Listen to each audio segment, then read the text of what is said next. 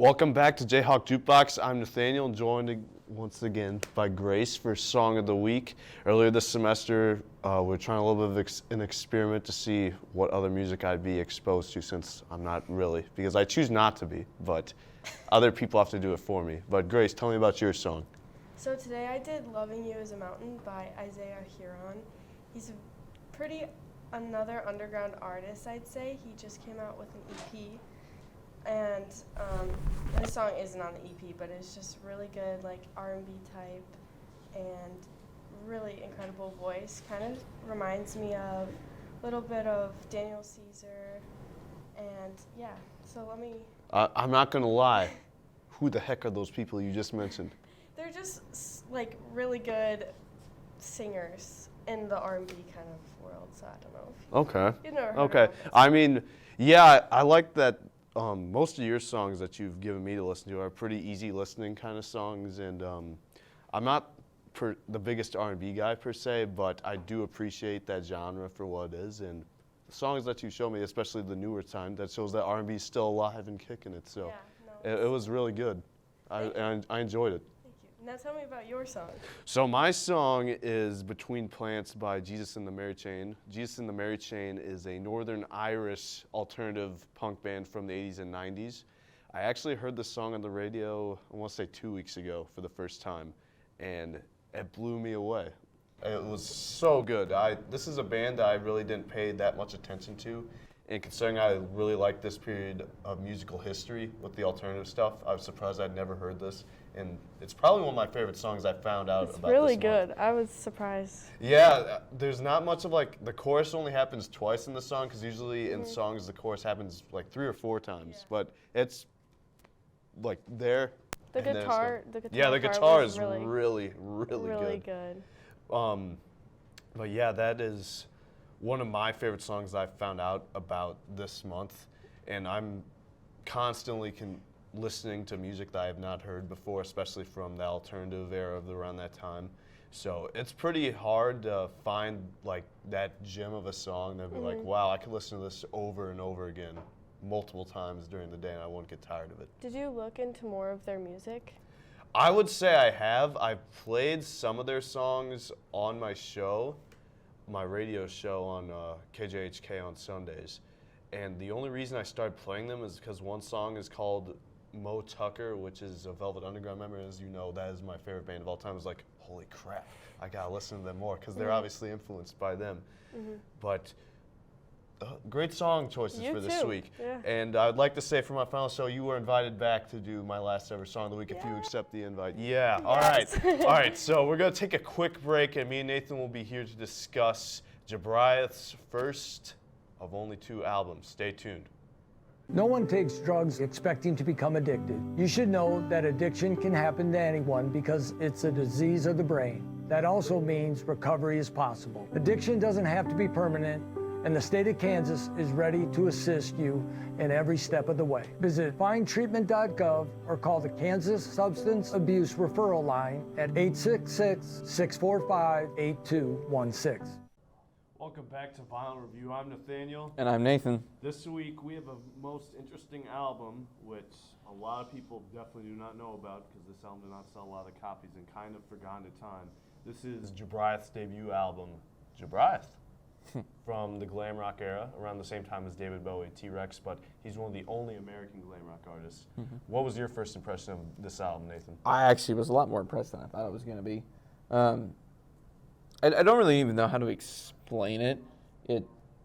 There was a little bit of like everything on this album. You know, like they had organ, which I was very surprised about. Yeah, he owned one actually, and he'd take it with him on tour in all the places. One thing I want to mention about him, his real name, Jabriath's real name, one of the coolest names ever, by the way. Bruce Wayne Campbell, not only named after Bruce Wayne, but he's the first original Bruce Campbell, so before Evil Dead Bruce Campbell. Yeah. He was a classically trained pianist. He actually went to Temple University to play the piano originally, and he was a musical prodigy. The piano on this album really throughout is excellent. I think that was probably the strong suit of the album as a whole, was the piano and organ work more than anything. But you had a little bit of everything. You had some good guitar work. Vocals weren't bad. When you told me that we were going to do this one, I was very skeptical, to say the least. But in the end, I was very happy with it. And I would understand why you'd be skeptical, because you probably never heard of Jobriath. He's kind of been forgotten to history, and that's partially because when this album first came out, his promoter Jerry Brandt, he signed a deal with his manager Jerry Brandt that would take over 10 years, kind of like the Elvis and the Colonel deal, where he would own the music, he'd tell Jobriath what to do and everything. So it's kind of like that deal.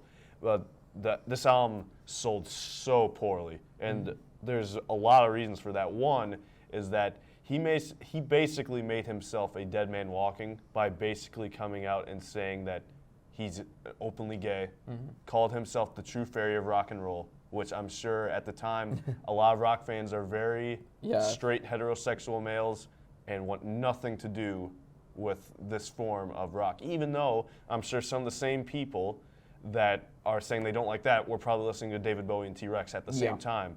But the difference was that Mark Bolan and David Bowie were not gay. No.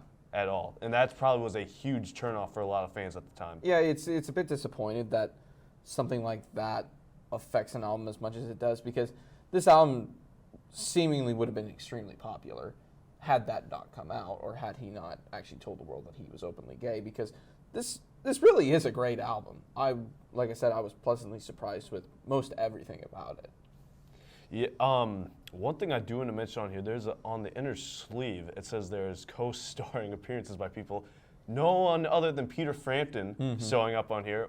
No one is still very clear about what his contribution to this album was, and it doesn't seem like it was large in any way, because when you think about this album, it is Jobriath himself. Yeah. And you can definitely tell in his lyrics, especially by some of the songs, such as I'm a Man, that's singing about what it means to him to be a man. That's not our definition of what a man is. It's a definition of what, a gay person in the 70s definition of being a man is. Yeah, and I respect him for actually not only coming out as gay, but then actually, like you said, almost singing about it, in a sense. I mean, back in, when was this released? Early 70s? 1973. 1973, back in the early 70s, it seems like it was just a career ender for not just him, but pretty much anybody who would do it.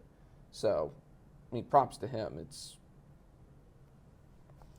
And this album has really inspired so many people. The list of artists that have credited this as a major influence of work, not just to mention the Pet Shop Boys, Morrissey, even Joe Elliott of Def Leppard is a huge fan of this album. They even covered one of the songs from this album on their covers album, which came out in 2006. So it really shows you how much of a musical genius this man was, and underappreciated in his time, and really just overlooked just because of the fact of who he was.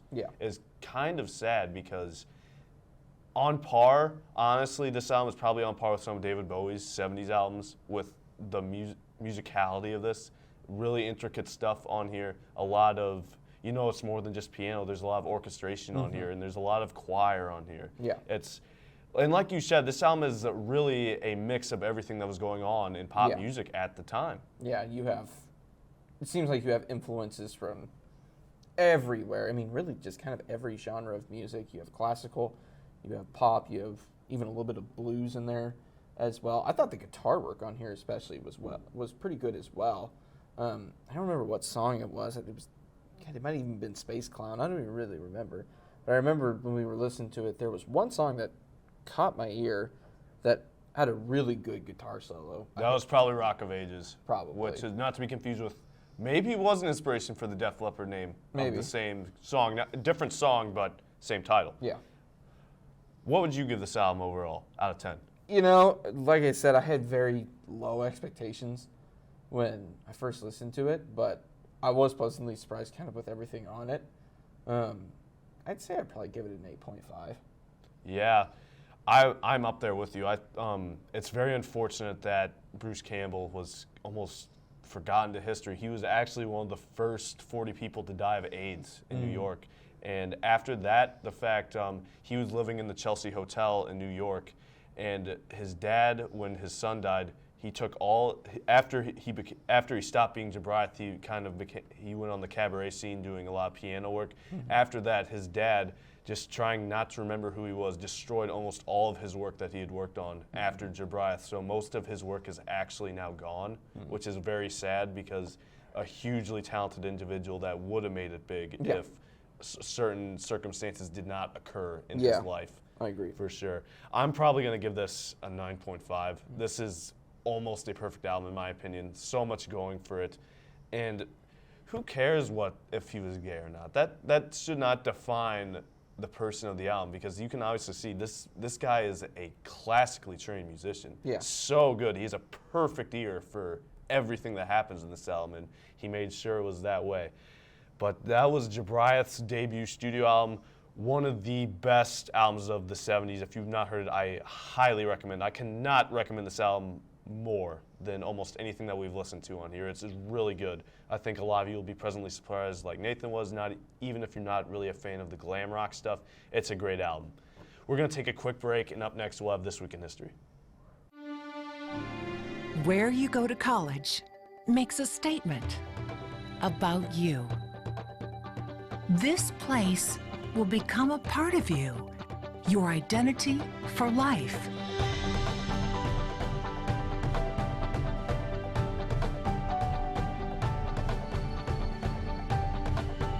The University of Kansas, a great place to be you. Welcome back to This Week in History. I'm Dana. And I'm Taylor.